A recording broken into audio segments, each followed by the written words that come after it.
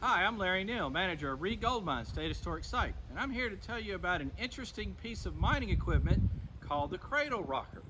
In the early 1800s, they simply were started to dig holes in the ground looking for gold nuggets. Eventually, they started to take that dirt down at the creek, or actually start sifting through the dirt along the creek with rudimentary plates or pans they stole out of the kitchen. But that was very time consuming, having to do it one plate or pan at a time.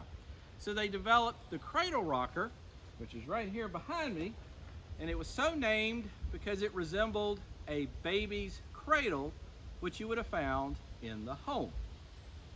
For a cradle rocker, on the top part, it had an iron plate that could be pulled out, and you could fill that with dirt, place it back in the top of the cradle. Then you would have a water source. I've got some here.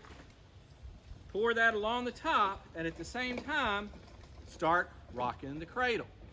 And as you pour the water over the top, it would, just like a regular pan, would start to wash the dirt through the holes down into the bottom. The larger rocks that you no longer needed would stay along the top. Inside the cradle was a burlap type material cloth that could help trap some of the smaller particles, including gold, and also wooden ridges or riffles that acted as baffles. So as you rocked it back and forth and the water ran through, anything could also be collected in that area.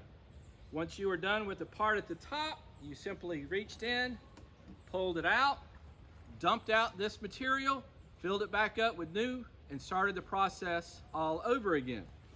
Now the miners, as well as doing it this way, digging right along the creek, sometimes would use wheelbarrows to dig up dirt along the sides, bring it down to the cradle rockers for that purpose.